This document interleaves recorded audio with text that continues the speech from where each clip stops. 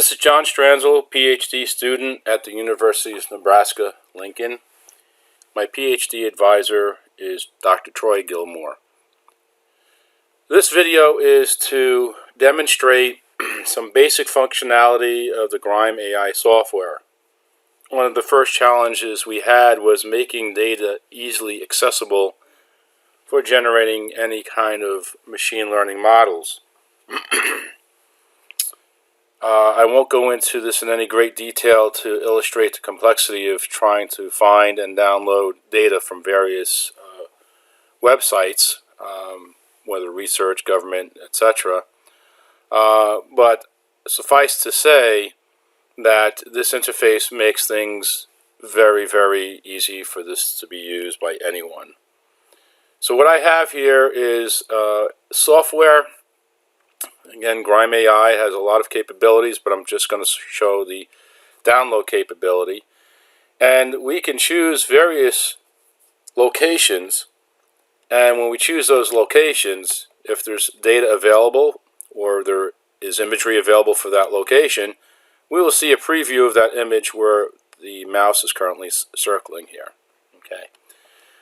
If there is no image there, we, for this experiment, want to use sites that do have imagery.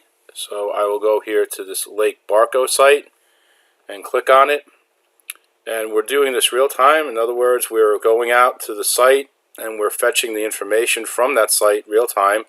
You can see here, this is the current photograph taken sometime in the last couple minutes or hours at this location. Here's the location information, the latitude, the longitude, the state, etc. associated with this. And then we have what are called products, site products, on the right hand side here. These site products contain various sensor data, including the imagery, and the camera is a sensor. And what we want to do is we want to download data for a certain time period from different sensors, and we want to align or synchronize that data because these sensors take the data at different intervals, at different sampling rates. Some may sample once an hour, some may sample once every 5 minutes, and we need to align this data so that we can display it and get some meaningful, useful information out of it. The ultimate goal is to align this data with land-water interface images, or just images in general. So that is the ultimate goal. As a first step, the easiest step might be to just align data that comes from the sensors. I will leave that up for you to determine how you want to approach it. But the data we are interested in looking at are definitely the land-water interface images. We want to look at the specific conductivity. And like any Windows program, to do multiple selections, you just hold down a control key and you click. So for this, we want specific conductivity, elevation of surface water, nitrate in surface water. And there's a bit of delay on my network, causing that to highlight a little bit late. We want the elevation in the groundwater, and we want the temperature of the groundwater.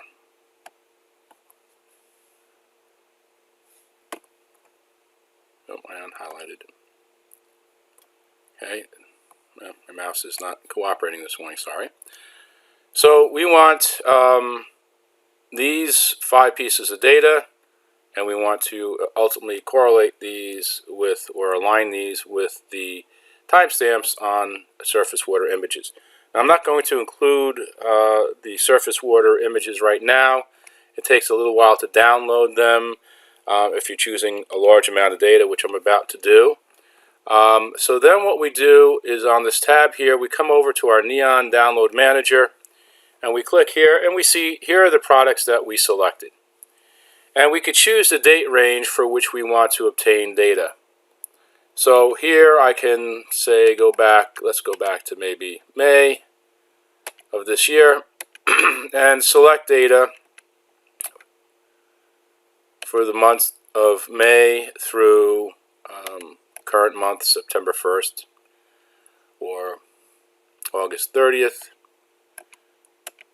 but I think you get the point here. I'll just finish up a couple more here,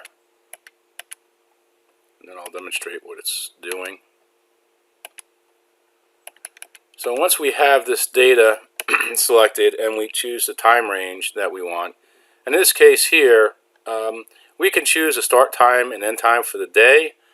However, the particular website that we are obtaining data from does not allow to download just a day or a couple days worth of data.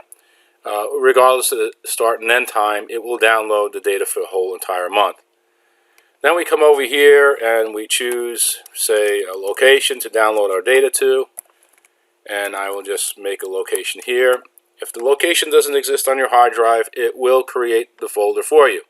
If you have a very long folder path, or just a folder that's a few levels down, say something like this, it will create all the levels for you. So it makes your life easy. Once that's done, we click the download button over here. And if there are certain dates, certain months the data is not available, it will put up a message listing the dates that the data is not available. For the first download, specific conductivity and groundwater, the month of August is not available.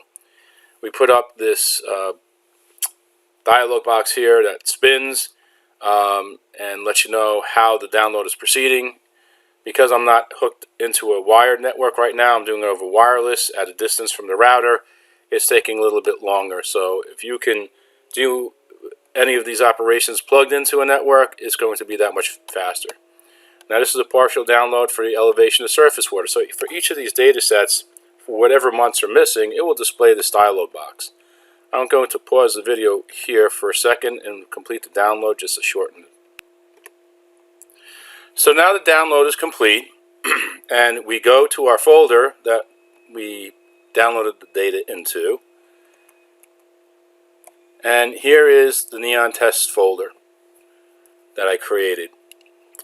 In here you will find a folder for each one of the data products that we downloaded.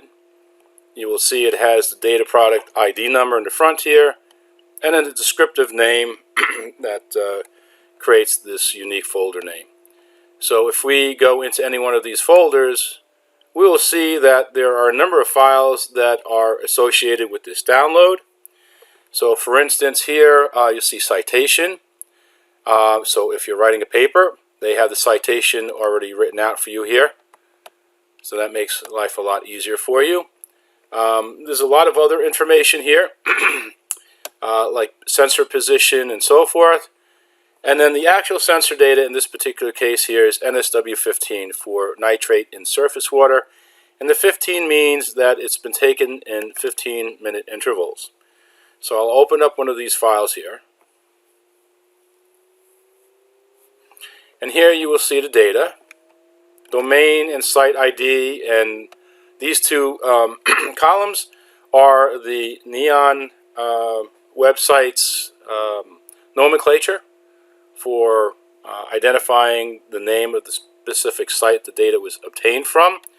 You will see here that in May, on May 1st, there was data for a few hours, and then all of a sudden there was no more data.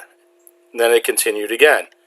What are some of the reasons for this? Well, communication issue, the sensor battery may have died, maybe the sensor was defective, bad wire, an intermittent electrical connection, who knows. But here is that data that gets downloaded. So you're going to have to account for the fact that there is missing data. And that missing data could be missing for a couple hours, maybe 15 minutes, or for a couple days for that matter. So you have to account for that and figure out what to do about that. You can see here there's some helpful stats information. There's the mean, the min-max, variance. Tells you the number of points that were collected that arrived at these particular mean values and so forth. The date that it was published, etc., etc. So that's one particular file here. So that's every 15 minutes that's sampled. And if we go into other folders here for the data we downloaded, you'll see here the elevation of surface water. Excuse me, EOS. that was taken every 5 minutes and every 30 minutes. Okay, so the thrust of this project is to synchronize and align the sensor data so that we are looking at the data at basically the same time period, because it doesn't help if I'm looking at an elevation value from, say, just this morning, and I have a temperature value later tonight. How does that correlate? Well, it probably doesn't. So this is the thrust of it all. There's also another website, the U.S. Geological Survey, which behaves similarly to the Neon Site Download Manager. However, at this time, there aren't a lot of products to download from the USGS site as there is from the Neon site. So I would suggest getting the test data that we specified from the Neon site. That could change, but your algorithms that you develop should be agnostic to all of this, because data is data. So you should be able to switch out from different sites and so forth, and different sources of that data, provided they're giving you the data that we're interested in. So that's it for this introduction into the software. I will distribute a copy of this software probably over this weekend. It's Labor Day in the United States, so I'll be working on it this weekend, and probably get it to you sometime on Sunday night. If you have any questions, feel free to contact me. You will have my contact information. I believe Ken gave that out and Troy gave that out already. Some of you have been emailing me. And feel free to reach out at any time. And I do have a day job. I'm a senior computer vision manager by day. And so during the day, it may be more difficult to get a hold of me. I monitor my email every couple hours during the day. But rest assured, I will get back to you. So that's it. I hope you have a great weekend. Again, this is John Stranzel, PhD student at the University of Nebraska-Lincoln. My PhD advisor is Dr. Troy Gilmore, and my colleague is Dr. Ken Chapman. So have a great day.